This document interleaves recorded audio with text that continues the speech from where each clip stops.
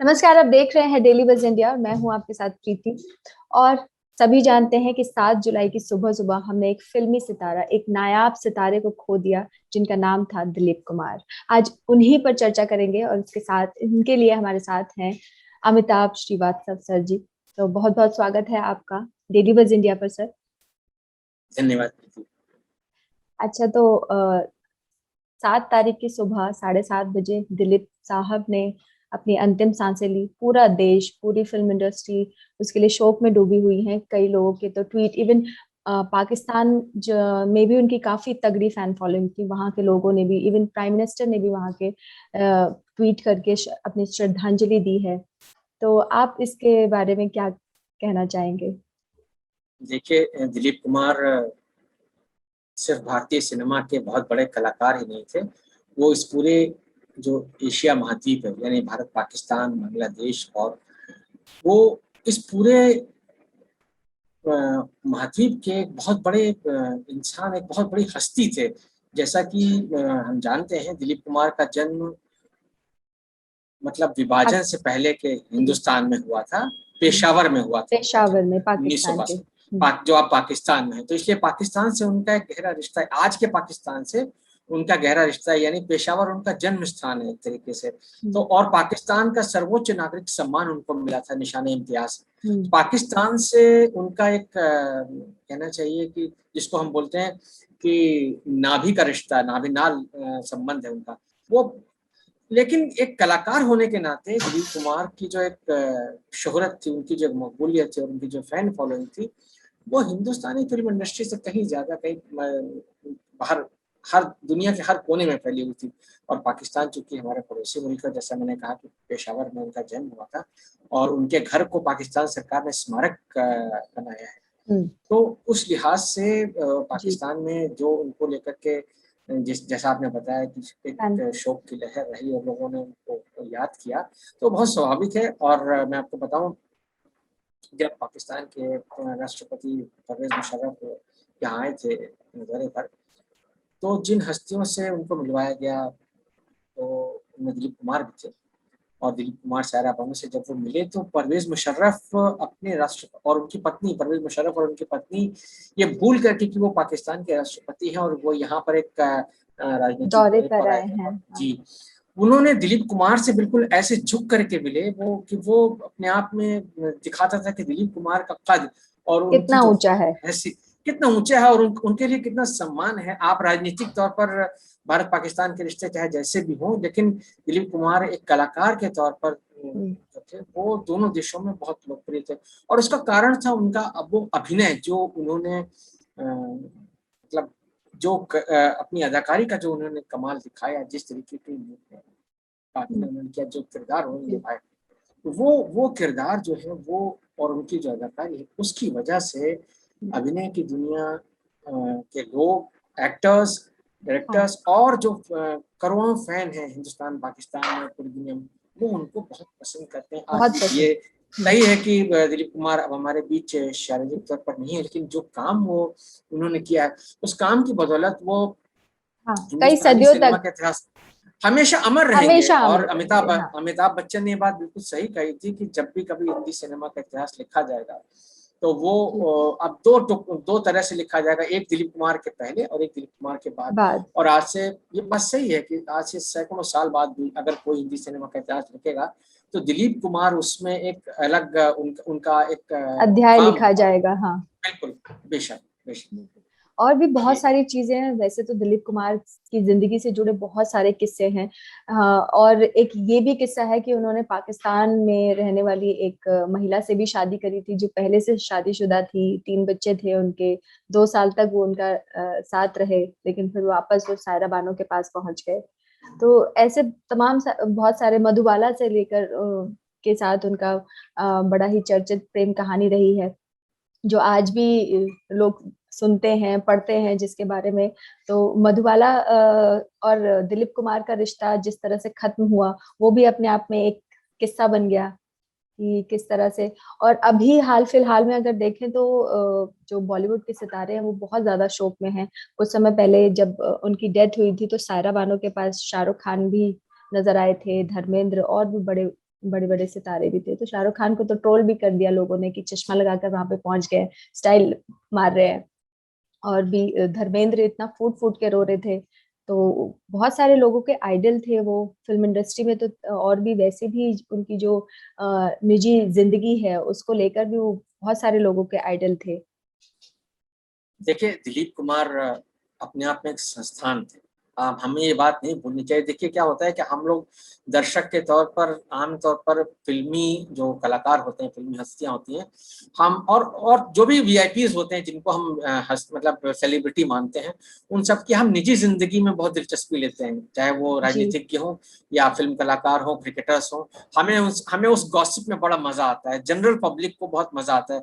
जबकि हकीकत बात यह है कि जो वो काम करते हैं, उनका काम जो होता है, जिस वजह से वो मशहूर है, असल में वो काम जो है वो ज्यादा इंपॉर्टेंट है उनकी पर्सनल गॉसिप से ज्यादा। हम्म। तो आप अगर जी देखें तो दिलीप कुमार ने जिस तरह का अभिनय किया है, जी। जिस तरह के किरदार निभाए हैं, देवदास का जो किरदार है वो दिलीप आइकॉनिक है। कुमार से ज्यादा आइकॉनिक है। और वो किताब आइकॉनिक। अपने आप में आइकॉनिक है। हम्म। वो किताब भी वैसी किताब है कि आज हम देवदास की किताब के 100 साल पूरे हो जाने के बाद भी आज भी हम उस किरदार को याद करते हैं। आज के जमाने में जबकि उस तरह की मोहब्बत को लोग एक बहुत हास्यास्पद मानते हैं कि किसी ने किसी के लिए जान दे दी, है जान दी ना, थी। शादी नहीं की, लेकिन आज भी वो किरदार जो है वो एक प्रेम का प्रतीक बना हुआ है। और अगर आप देखें तो तरह तरह से कम फिल्मों में तो देवदास के ही तमाम तरह के प्रोटोटाइप्स जो हैं वो जी निभाए गए हाँ, हैं। और निभाए गए। दिलीप कुमार ने जो किरदार निभाया, दिलीप कुमार से पहले वो बंगाली में पीसी बरुआ निभा चुके थे, कुंदन सहगल ने वो किरदार निभाया था। और दिलीप कुमार के बाद शाहरुख शाहरुख खान ने खान ने यानी भी निभाया, हाँ। संजय लीला भंसाली ने जो फिल्म बनाई थी, शाहरुख खान भी देवदास के लीड रोल में थे। जी लेकिन जो ऑथेंटिसिटी, जो प्रामाणिकता देवदास के किरदार को दिलीप कुमार ने दी है, वो प्रामाणिकता नहीं कोई कर और सकते। अभिनेता किसी भी भाषा में बनी हुई देवदास के फिल्म में नहीं दे पाया। आप उस फिल्म का एक एक सीन जहां वो देवदास पर्दे पर आते हैं देवदास के रूप में, और जो भी उनके संवाद है, तो वो आपको याद रह जाते हैं। आप उनका वो जो, अगर आपने वो फिल्म देखी हो, तो जब वो आखिरी सीन आ रहा है और वो रास्ते में पारो से मिलने गांव जा जी रहे हैं, उसके गांव जा रहे हैं, तांगे में बैठे हुए हैं, तांगे वाला अपने रफ्तार से चल रहा है, देवदास जो है, जो कि बीमार है, नशे में है, बहुत बुखार में है, उसकी हालत ठीक नहीं, वो गाड़ीवान से कहता है, अरे भाई ये रास्ता क्या कभी खत्म नहीं होगा, यू नो। तो वो जी जो एक एक एक उसकी तकलीफ है, उसके अंदर एक कहीं ना कहीं एक गिल्ट है कि उसने पारो जो आई थी, उसने उस पार्वती को उसके हाँ, अपनी अनुरोध को जिंदगी से जाने दिया, हाँ। जाने दिया। तो वो जो गिल्ट है, जिसकी वजह से वो उम्र भर उसी का अक्स ढूंढता रहता है सब में। और वो अपनी जिंदगी के आखिरी मोड़ पर भी जब वो कहता है ये क्या रास्ता कभी खत्म नहीं होगा, तो जो देवदास की पीड़ा है, जो उसका अकेलापन है, जो अभागापन है ना, वो सारी चीजें दिलीप कुमार ने उसे डायलॉग में जिस तरीके से एक्सप्रेस की है, उसकी जो इतनी इकोज है, उसकी उस डायलॉग की अपनी इकोज है, और उसका अपना एक जो कहने का अंदाज है, वो इतना जबरदस्त है कि उसको लफ्जों में बयान करना बहुत मुश्किल है। आप उसे सिर्फ देख करके महसूस कर सकते हैं कि ये क्या किरदार शरद चंद्र ने गढ़ा था। और जो किरदार शरद चंद्र ने गढ़ा था, उसको जितनी प्रामाणिकता के साथ दिलीप कुमार ने निभाया, तो लगता है कि हाँ, देवदास अगर कभी कोई किरदार रहा होगा तो वो तो ऐसा बिल्कुल ही रहा होगा। हूबहू ऐसा ही रहा होगा। जैसे जैसे कि आप जब मुगले आजम देखते हैं, तो आपको लगता है कि अगर अगर कभी कोई रहा होगा, तो शायद वो पृथ्वीराज कपूर जैसा ही रहा होगा। बिल्कुल। तो उसी तरह से दिलीप कुमार का जो किरदार है। और जब जी मैं मुगले आजम की बात कर रहा हूं, तो मुगले आजम, आपने चूंकि मधुबाला का जिक्र किया, जी तो मुगले आजम एक ऐसी फिल्म है जिसमें दिलीप कुमार, मधुबाला और पृथ्वीराज कपूर मेन हम्म। लीड रोल्स में थे, दुर्गा जी कोटे, अजीत और बहुत सारे कलाकार के। आसिफ का एक शाहकार है वो।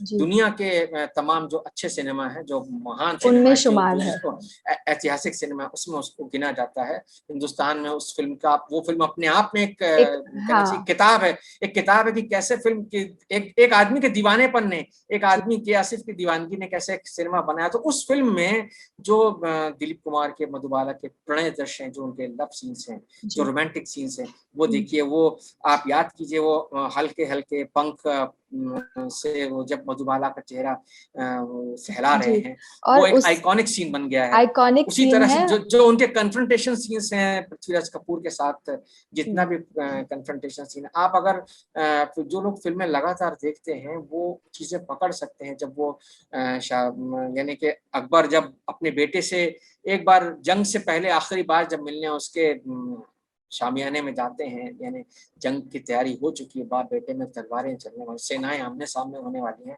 और वो आखिरी बार मिलने जाते हैं इस उम्मीद में कि शायद मैं अपने बेटे को मना लूं, और वहां बेटा नाराज है बाप से, और वो शाहजादा सलीम जो है वो बात करते करते अचानक अपनी मियां से तलवार निकाल लेता है, और वो जो उससे पहले डायलॉग बोलता है कि शहंशाह बाप का भेष बदल कर आया है। मिलने आया आपने अगर दीवार फिल्म देखी हो तो दीवार फिल्म में शशि कपूर और अमिताभ बच्चन के बीच एक संवाद है, पुल के नीचे खड़े होते हैं दोनों, और वहां पर वो शशि कपूर डायलॉग बोलते हैं कि मुजरिम भाई का भेष बदल कर बोल रहा है, तो वो जो मैं आपको ये बात इसलिए सुना रहा हूँ कि आप ये समझिए कि कैसे मुगले आजम का वो डायलॉग जो है कि शहंशाह बाप का भेष बदल कर बोल रहा है, और वो फिर बाद में वही डायलॉग उसी तरह का डायलॉग जो है दीवार फिल्म में आता है। दीवार फिल्म जब हम देखते हैं तो आपको दिलीप कुमार की गंगा जमुना अगर आपने देखी है तो उसकी याद आना स्वाभाविक है। वो गंगा जमुना में जो दो भाइयों का टकराव है, एक भाई पुलिस वाला है और एक भाई डाकू बन जाता है परिस्थितियों के तहत, उसी तरह से जैसे दीवार में एक भाई स्मगलर बन जाता है और एक भाई पुलिस वाला होता है, और अंततः पुलिस वाले भाई के हाथों जो है वो अपराधी भाई जो है तो उसकी मृत्यु होती है उसी तरह से। तो उसी तरह से आप देखेंगे कि वो, मैं आपको इसलिए बता रहा हूँ कि ये सिर्फ समझ सकें कि दिलीप कुमार का सिनेमा जो है वो किस तरीके से पीढ़ी दर पीढ़ी फिल्मकारों को, दर्शकों को एक तरीके से एनरिच करता रहा, यस प्रभावित करता रहा है, तो वो अपने आप में बहुत बड़ी बात है। आप शक्ति फिल्म याद कीजिए जो कि दिलीप कुमार के करियर की जो सेकेंड इनिंग थी, यानी जब वो हीरो नहीं, जब वो कैरेक्टर रोल में आ गए थे, तो अमिताभ बच्चन और दिलीप कुमार एक ही फिल्म में साथ आए, दोनों बहुत बड़े अभिनेता, पिता है दिलीप कुमार और बेटे हैं अमिताभ बच्चन, है ना। उसमें बिल्कुल वैसा ही सीन है जो अभी मैंने आपको मुगले आजम की सीन बताया कि बाप और बेटे के बीच कन्फ्रंटेशन है, तो वहां पर भी वही सीन होता है कि एक जगह अमिताभ जो है वो एक अपने अड्डे पर है और वहां दिलीप कुमार अपनी टीम लेके पहुंचते हैं पुलिस की, और अमिताभ जो है सामने दिलीप कुमार को देखते हैं, पिस्तौल निकाल लेते हैं, और फिर जब देखते हैं सामने मेरे पिता खड़े हैं तो वो एकदम झुंझला करके, यानी एक जिसको बोलते हैं ना कोफ्त हो रही है, तो वो एकदम क्या करें क्या ना करें, पिस्तौल फेंक देते हैं। बिल्कुल ठीक आपको मुगले आजम का सीन याद आ जाएगा अगर आपने वो फिल्म, दोनों फिल्में देखी हैं तो मैं आपको सिर्फ ये सारी बातें इसलिए बता रहा हूँ कि दिलीप कुमार जो एक अदाकार के तौर पर उन्होंने जो पूंजी छोड़ी है, आप उनकी जो फिल्में आप देखें, अंदाज जो उनकी पहली फिल्म थी जिसको हम हिंदी सिनेमा में मील का पत्थर मानते हैं, यानी जो ट्रायंगुलर लव स्टोरी, जिसको हम बोलते हैं ट्रायंगुलर लव ट्रायंगल, तो राज कपूर दिलीप कुमार नरगिस, राज कपूर दिलीप कुमार नरगिस, ये एक आप सोचिए क्या एक्टर इकट्ठा हुए थे और क्या फिल्म बनी। तो वो जो महबूब खान की फिल्म थी, वहां से एक तरीके से देखा जाए तो वो एक ट्रायंगुलर लव स्टोरीज का सिलसिला और एक ट्रेजिक लवर, यानी एक जो आदमी है जो प्रेम में नाकाम होता है और नाकाम आशिक होकर के फिर उसकी जान जाती है, तो वो जो दिलीप कुमार है, यानी आप सोचिए दिलीप कुमार के अभिनय में वो प्रामाणिकता थी, वो इतना कहना चाहिए उसमें इतनी सघनता थी और वो इतना विश्वसनीय इतना लगता था कि लोग सिनेमा हॉल जाते थे ये देखने के लिए कि हीरो मर रहा है, हीरो नाकाम हो रहा है। हाँ। आप उनकी फिल्में देखिए, दाग देखिए, आप मैंने अभी जिक्र किया दीदार देखिए, दाग देखिए, दीदार देखिए, अंदाज देखिए, और बहुत सारी उनकी तो बहुत सारी फिल्में आइकॉनिक हैं। दिलीप कुमार का जो किरदार है वो मतलब एक प्रेम में ठगा हुआ, प्रेम में नाकाम आशिक है, दुनिया का ठुकराया हुआ इंसान है ना, लेकिन वो उससे दर्शक मोहब्बत करते हैं। क्यों? क्योंकि उस अभिनय में, उस किरदार के अभिनय में इतनी प्रामाणिकता है। और वही दिलीप कुमार जब अपने कैरियर की सेकंड इनिंग में आते हैं तो वो मशाल जैसे फिल्म देते हैं, क्रांति जैसे सौदागर भी विधाता, सौदागर। आज हम देखिए, ये बहुत इत्तेफाक के संयोग से हम बात कर रहे हैं, तो मैं आपको बताऊं, दर्शकों को भी आपके याद दिला दूं कि आज जब हम बात कर रहे हैं तो आज हिंदी सिनेमा के दो और बहुत बड़े कलाकारों को याद करने का दिन है। आज गुरुदत्त का जन्मदिन है और संजीव कुमार जी। तो और ये भी मैं आपको बताऊं, मतलब इत्तेफाक से इन दोनों कलाकारों से दिलीप कुमार का एक बहुत दिलचस्प रिश्ता है। गुरुदत्त की जो फिल्म प्यासा प्यासा जब गुरुदत्त बना रहे थे तो उन्होंने शुरुआत में प्यासा के किरदार के लिए दिलीप जो कुमार लीड रोल को था, एक्ट दिलीप कुमार को उन्होंने अप्रोच सोचा था, किया। दिलीप कुमार को अप्रोच किया था, जी। है ना। लेकिन दिलीप कुमार चूंकि उस वक्त देवदास बहुत बिजी थे। जैसे अब कर चुके थे, उन्होंने हाँ। कहा कि भाई ये इस किरदार में वैसे ही शेड्स हैं, तो वो अंततः इस फिल्म को करने से हिचक रहे थे और वो बात नहीं बनी, वो फिर वो नहीं आए। और फिर वो किरदार गुरुदत्त के हिस्से में आया गुरुदत्त। और गुरुदत्त ने एक अलग तरह से इतिहास रचा। वो जी। प्यासा का किरदार भी अमर है, तो वो भी गुरुदत्त अमर का है। अपना एक अलग सिनेमा है, जो कागज के फूल, प्यासा, साहब बीबी गुलाम जैसी फिल्में उन्होंने दी, जो कि हिंदी सिनेमा के इतिहास का के मील का पत्थर है। उसी तरह जी। से संजीव कुमार के साथ दिलीप कुमार ने 2 फिल्में की, जी। संघर्ष और विधाता, और दोनों दोनों ही फिल्मों में कमाल। कमाल है। दोनों जब वो ही। दोनों अभिनेता सामने आते हैं तो हिंदी सिनेमा के अविस्मरणीय दृश्य आपको देखने को मिलते हैं, जब 2 बड़े कलाकार सामने आते हैं। तो जी। मैंने इसलिए आपको ये एक इस बहाने इन दोनों कलाकारों को भी हमें याद करना चाहिए कि दोनों, जी। गुरुदत्त जैसा निर्देशक अभिनेता और संजीव कुमार जैसा कलाकार। शानदार अभिनेता जी, तो जी। उनको भी याद करने का दिन है। दिलीप कुमार तो खैर दिलीप कुमार है। देखिए दिलीप कुमार के बारे में कहा जाता है कि वो सहज एक्टिंग, मतलब मेथड एक्टिंग करते बहुत थे, ठहराव और के साथ एक्टिंग बहुत, करते थे। हाँ, और वो उनकी एक्टिंग में कोई मतलब वो मेलोड्रामा या उस तरह का नहीं था, तो ओवर द पिच एक्टिंग नहीं करते थे। आप ये ध्यान रखिएगा, जो लोग भी हिंदी सिनेमा को, मतलब पुराने फिल्मों को खास तौर से, और जो एक सिलसिलेवार ढंग से सिनेमा को पसंद करते हैं, अशोक कुमार जैसा एक्टर भी हुआ है जी। हिंदुस्तान में, जो कि बहुत बहुत नेचुरल एक्टर, जी। बहुत ही नेचुरल एक्टर। मोतीलाल, बलराज साहनी, बहुत नेचुरल एक्टर। बहुत संजीव बड़े बड़े कुमार, नाम हैं। बहुत बड़े बड़े नाम हैं। जी। अमिताभ बच्चन खुद बहुत अच्छे एक्टर हैं, जी। उनमें भी बहुत विविधता है। मैं ये सारे नाम इसलिए ले रहा हूँ क्योंकि इनके बारे में बहुत नेचुरल एक्टिंग की बात कही जाती है। लेकिन दिलीप कुमार इन सब से कहीं ज्यादा इसलिए पॉपुलर हुए क्योंकि एक्टिंग को उन्होंने एक बहुत मिस्टिकल टच दिया, जिसको अंग्रेजी में हम मिस्टिक कहते हैं, यानी जो तिलिस्म होता है, जो एक आप माया लोक रचते हैं। आप सिनेमा हॉल में जब अंधेरे में बैठे होते हैं और उस वक्त जब आपके सामने पर्दे पर कोई किरदार उभरता है, वो किरदार आपको बिल्कुल दूसरी दुनिया में बहा ले जाता है। वो एक जो तिलिस्म, वो जो करिश्मा दिलीप कुमार करते थे, वो करिश्मा उनसे ज्यादा बेहतर तरीके से कोई नहीं कर शायद कोई सकता। नहीं कर पाया। ये उनकी खूबी थी कि वो जिस भी रोल में रहते थे, खास तौर से जो उन्होंने ट्रेजेडी किंग जो उनको किरदार मिला था, उस तरह के जो नाम मिला था, उस तरह के जो निभाए हैं, उसके लिए वो एकदम लगता है कि जैसे वो किरदार उन्हीं के लिए बने थे। और वो जब वो किरदार वो निभाते हैं तो लगता है कि हाँ, यही इस किरदार को सबसे ज्यादा ऑथेंटिक तरीके से निभा सकते हैं। निभा जैसे मैंने सकते थे। देवदास के बारे में आपको बताया, जी। और वो किरदार अगर कोई एक फिल्म, अगर मतलब कहना चाहिए कि स्टूडेंट के तौर पर किसी को पढ़ाई जाए एक्टिंग के तौर पर, और वो अपने आप में कंप्लीट है कि हाँ ये एक फिल्म है, तो जी। उसी तरह तो वो दिलीप कुमार का बड़प्पन है, वो दिलीप कुमार का एक कहना चाहिए कि उन्होंने, उनका योगदान है हिंदी सिनेमा में, जो आपको सिर्फ और सिर्फ दिलीप कुमार के स्कूल ऑफ एक्टिंग में मिलता है। जी। दिलीप अब कुमार देखिए, मतलब मैं आपको बताऊं, मैं थोड़ा सा इसलिए क्योंकि दिलीप कुमार, राज कपूर और देवानंद, वो जी। 40 के दशक में इन तीनों बड़े अभिनेताओं ने अपना कैरियर शुरू किया, जबकि मुल्क आजाद होने को था उस वक्त ये लोग फिल्म इंडस्ट्री में आए, जी। दिलीप कुमार, राज कपूर और देवानंद। देवानंद। और फिर आजाद जब देश हुआ, तो देश आजाद होने के बाद जो नेहरूवादी राजनीति का और सामाजिक सांस्कृतिक गठन का दौर था देश का, उसमें कहीं ना कहीं इन अभिनेताओं ने एक अलग तरह की सेंसिबिलिटी डेवलप की उन अपनी फिल्मों के जरिए। आप अगर दिलीप कुमार की फिल्में देखें, राज कपूर की फिल्में देखें, देवानंद की फिल्में देखें, तो तीनों में आपको उस दौर के समाज का, उस दौर के बनते बिगड़ते समाज का कहीं ना कहीं एक उसकी झलक मिलती है। झलक मिलती है। तो जी। लोगों के विश्वास टूटने की जो गंगा जमुना है, उसके बारे में दिलीप कुमार का कहना था कि भाई लोगों को ये पता चलना चाहिए कि एक गरीब गांव वाला जो किसान है, जो वो कैसे ठगा जा रहा है जमींदारों के हाथों, और वो फिर मजबूर होकर के, चूंकि उसको कानून से राहत नहीं मिलती, तो वो हथियार उठा लेता है। तो जी। वो नेहरू जी का की राजनीति का दौर था, वो उस समय प्रधानमंत्री थे। और ये संयोग है कि मतलब ये तीनों अभिनेता जो है नेहरू जी को बहुत पसंद करते थे, और नेहरू जी भी इनको बहुत पसंद करते थे। तो नेहरू जी की, मतलब नेहरूवादी जो राजनीति थी, उसका कहीं ना कहीं झलक इसमें मिलती है, और उस राजनीति से मोहभंग की झलक भी मिलती है। चाहे राज कपूर का सिनेमा हो, चाहे देवानंद का सिनेमा हो, चाहे दिलीप कुमार का सिनेमा हो। तो ये भी हमें जानना जरूरी है कि वो एक सेंसिबिलिटी जो एक्टर डेवलप करता है, उस दौर के सिनेमा में, वो कैसे अपने दौर की पॉलिटिक्स से, अपने दौर की सोसाइटी से, उस दौर का जो कल्चर होता है, जो कल्चरल सोशल कहना चाहिए माहौल होता है, उससे वो कैसे ग्रहण करता है और कैसे वो उस समाज को और ज्यादा समृद्ध करता है।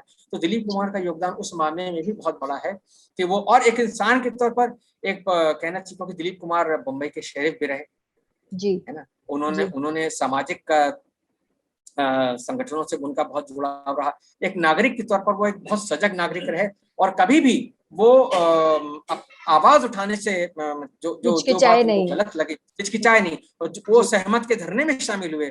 वो उन्होंने जो है क्या कहते हैं, भारत पाकिस्तान के रिश्तों को लेकर के बातें कही उन्होंने, जी और उन पर इनफैक्ट उंगलियां उठाई गई, जिसके लिए उन्हें तकलीफ भी बहुत हुई। उनके बारे में कहा गया कि भाई वो काफी कुछ कहा मतलब गया वो था। काफी कुछ कहा गया था। जासूस जी का भी तमगा लगाया गया जी उन जी, पे। तो वो उस सब बातों से बहुत उनको बहुत दुख भी हुआ था।